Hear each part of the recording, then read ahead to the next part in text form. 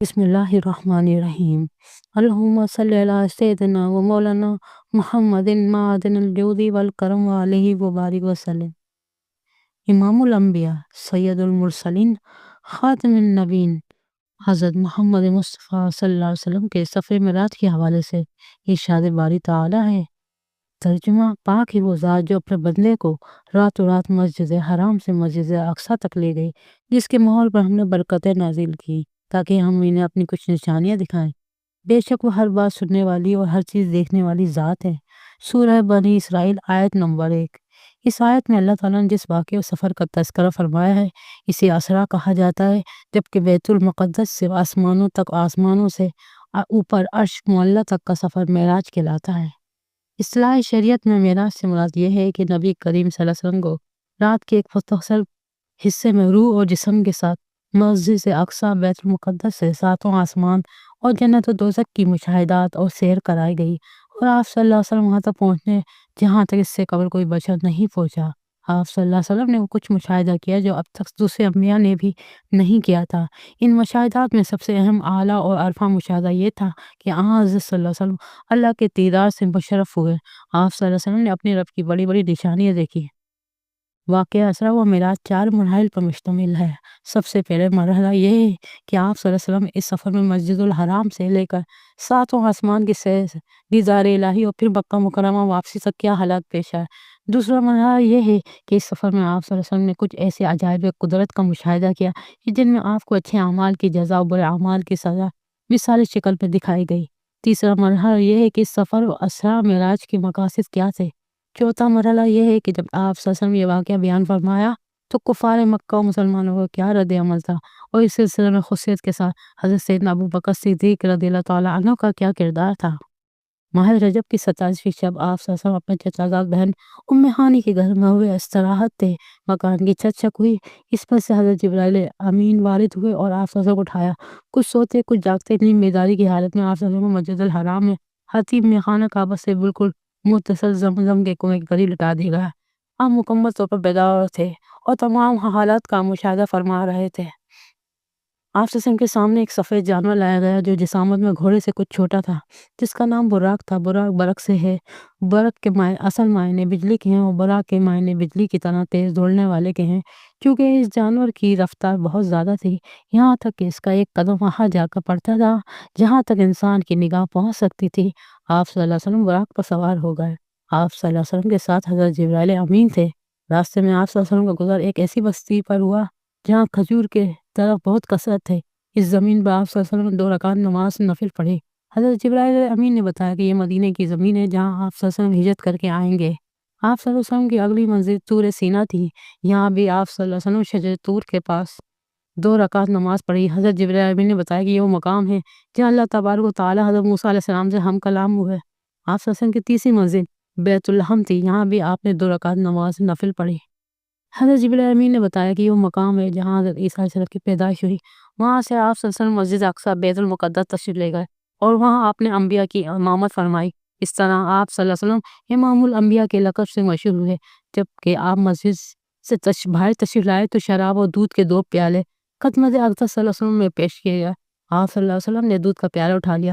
حضرت جبرائیل نے کہا کہ آپ نے فطرت کو پسند فرمایا، شراب سے آپ کی امت گمراہ ہو جاتی۔ وہاں سے آپ صلی اللہ علیہ وسلم حضرت جبرائیل امین کے ہمراہ پہلے آسمان کے دروازے پر پہنچے جسے باب الحفصہ کہا جاتا ہے۔ فرشتوں نے پرتپاک استقبال کیا۔ یہاں ایک بزرگ ہستی سے ملاقات ہوئی تو جبرائیل امین نے بتایا یہ نسل انسانی کے بانی ابو البشر حضرت آدم علیہ السلام ہے۔ آپ صلی اللہ علیہ وسلم نے انہیں سلام کیا۔ انہوں نے سلام کا جواب دیتے ہوئے فرمایا، اے صالح بیٹے، اور نبی کے الفاظ استعمال کیے۔ ان کے دائیں بائیں جانب بے شمار لوگ تھے۔ دائیں طرف دیکھتے تو مسکراتے اور بائیں جانب نظر دیکھ پڑتی تو غمگین ہو جاتے۔ آپ صلی اللہ علیہ وسلم نے سواری نظروں سے جبرائیل امین کو دیکھا۔ انہوں نے کہا، یہ نسل آدم ہے، سیدھی جانب نیک لوگوں میں بائیں جانب برے۔ اس کے بعد آپ صلی اللہ علیہ وسلم دوسرے آسمان پر تشریف لے گئے۔ یہاں 2 نوجوان پیغمبروں حضرت یحییٰ علیہ السلام حضرت عیسیٰ علیہ السلام سے تعارف ہوا۔ تیسرے آسمان پر جو ہستی تھی حضرت یوسف علیہ السلام تھے۔ چوتھے آسمان پر حضرت ادریس علیہ السلام نے استقبال کیا۔ 5ویں آسمان پر حضرت ہارون علیہ السلام نے استقبال کیا اور چھٹے آسمان پر حضرت موسیٰ کلیم اللہ سے ملاقات ہوئی۔ 7ویں آسمان کے عجائبات ہی کچھ اور تھے۔ زمین پر کعبہ اللہ کے عین اوپر بیت المعمور فرشتوں کا قبلہ ہے۔ ایک وقت میں 70,000 فرشتے اس کا طواف کر رہے تھے، پھر دوبارہ ان کی باری نہیں آتی تھی۔ اس سے ٹیک لگائے حضرت ابراہیم علیہ السلام بیٹے تھے، وہ حضور علیہ السلام کے ہم شکل تھے۔ انہوں نے ابن صالح اور نبی صالح کے الفاظ کے ساتھ سلام کا جواب دیا اور فرمایا، آپ اپنی امت کو میرا سلام پہنچائیے اور انہیں بتائیے کہ جنت کی مٹی خوشبودار ہے اور اس کا پانی شیریں ہے، وہ وسیع و ہموار ہے، اس کے بیل بوٹے سبحان اللہ والحمد للہ ولا الہ الا اللہ واللہ اکبر ولا حول ولا قوت الا باللہ العلی العظیم ہیں۔ یعنی جو شخص اس قدر یہ الفاظ پڑھے گا، اس کے لیے جنت میں پھلدار درخت لگتے چلے جائیں گے۔ 7ویں آسمان سے آپ صلی اللہ علیہ وسلم سدرۃ المنتہا پر پہنچے۔ سدرہ ایک بیری کا درخت ہے، اس کی جڑیں 7ویں آسمان میں ہیں اور یہ بہت بلند ہے۔ اس کے پتے ہاتھی کے کان کے برابر ہیں اور پھل مٹکوں کی طرح۔ فرشتے جگنوں کی مانند ان پتوں پر تھے، وہ حالت قیام میں سبحان اللہ کا ورد کر رہے تھے۔ یہیں انہوں نے معزز مہمان اور آخری نبی صلی اللہ علیہ وسلم کا دیدار کیا۔ سدرۃ المنتہا عالم خلق اور رب سماوات والارض کے درمیان ہدف حاصل ہے۔ یہاں تمام مخلوقات کا علم ختم ہو جاتا ہے۔ یہ وہ جگہ ہے جہاں زمین سے اوپر جانے والی اور اوپر سے اترنے والی اشیاء رک جاتی ہیں۔ اس سے آگے عالم الغیب ہے، اس کا علم نہ کسی مقرب فرشتے کو ہے اور نہ کسی رسول کو ہے۔ اس مقام پر جنت المأویٰ ہے، جس کا ذکر سورہ نجم میں ہے۔ رسول اللہ صلی اللہ علیہ وسلم جنت میں داخل ہوئے۔ اس میں وہ تمام نعمتیں ہیں جنہیں کسی آنکھ نے دیکھا نہ کان نے سنا۔ مشاہدہ جنت کے بعد حضرت جبرائیل امین سدرہ سے کچھ آگے ایک مقام پر رک گئے اور عرض کیا، اگر اس مقام سے بال برابر بھی آگے بڑھو تو جل کر خاک ہو جاؤں گا۔ بیت المعمور سے آپ صلی اللہ علیہ وسلم کو مقام مستح تک عروج ہوا۔ حضرت جبرائیل امین نے عرض کیا کہ اب آپ صلی اللہ علیہ وسلم کا اور آپ صلی اللہ علیہ وسلم کے رب کا معاملہ ہے۔ حضرت ابن عمر رضی اللہ تعالیٰ عنہ نے حضرت ابن عباس رضی اللہ تعالیٰ عنہ سے پوچھا کہ کیا رسول اللہ صلی اللہ علیہ وسلم نے اپنے رب کو دیکھا تھا؟ تو کہا ہاں، اور زیادہ مشہور ان سے یہ ہے کہ اپنے رب کو اپنی آنکھ سے دیکھا۔ ان سے یہ بات کئی طرح سے روایت کی گئی ہے۔ کہا اللہ تعالیٰ نے موسیٰ علیہ السلام کو کلام کے ساتھ، ابراہیم علیہ السلام کو خلت کے ساتھ اور محمد مصطفیٰ صلی اللہ علیہ وسلم کو دیدار کے ساتھ خاص کیا ہے۔ بارگاہ الہی میں سلام عرض کرنے کے لیے یہ الفاظ القا ہوئے، التحیات للہ والصلوات والطیبات، تمام قولی بدنی و مالی عبادتیں اللہ کے لیے ہیں۔ اللہ تعالیٰ کا جواب آیا، السلام علیکہ ایھا النبی ورحمۃ اللہ وبرکاتہ، سلام ہو آپ صلی اللہ علیہ وسلم پر، اے نبی، اور اللہ کی رحمت اس کی برکتیں۔ ہاں، حضرت صلی اللہ علیہ وسلم نے دوبارہ عرض کیا، السلام علینا وعلی عباد اللہ الصالحین، سلام ہو ہم پر اور اللہ تعالیٰ کے تمام نیک بندوں پر۔ اس پر حضرت جبرائیل امین اور ملائکہ میں سے ہر ایک کی آواز سنائی دی، اشہد ان لا الہ الا اللہ واشہد ان محمدً عبدہ ورسولہ، میں گواہی دیتا ہوں کہ اللہ کے سوا کوئی معبود نہیں، اور میں گواہی دیتا ہوں کہ محمد صلی اللہ علیہ وسلم اللہ کے بندے اور اس کے رسول ہیں۔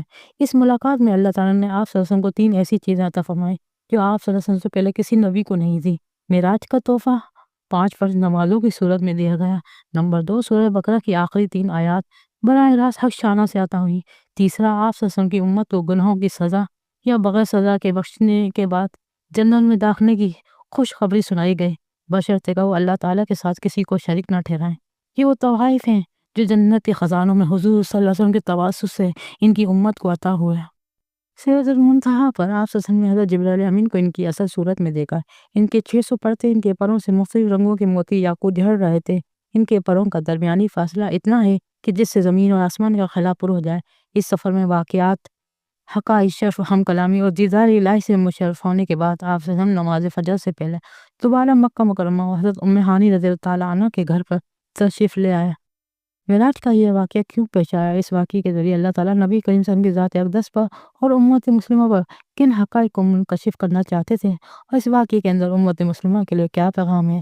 واقعہ معراج کا سب سے اولین مقصد نبی کریم صلی اللہ علیہ وسلم کا اعزاز و اکرام اور آپ صلی اللہ علیہ وسلم نے دین اسلام کی تبلیغ کے لیے جو تکالیف برداشت کی تھی، اس میں مزید ثابت قدمی اور ہمت و برداشت کی تلقین تھی کہ جس خدائے بزرگ و برتر کے دین کے لیے آپ صلی اللہ علیہ وسلم یہ تکالیف برداشت کر رہے ہیں، اور آپ صلی اللہ علیہ وسلم کو اپنے دربار میں بلائے، آپ صلی اللہ علیہ وسلم کو دیدار الہی سے مشرف کرتے تاکہ اس کے ذریعے آپ صلی اللہ علیہ وسلم کے جذبہ تبلیغ دین کو مزید قوت عطا ہو اور آپ کے جذبہ شوق کو مزید مہمیز کیا جائے۔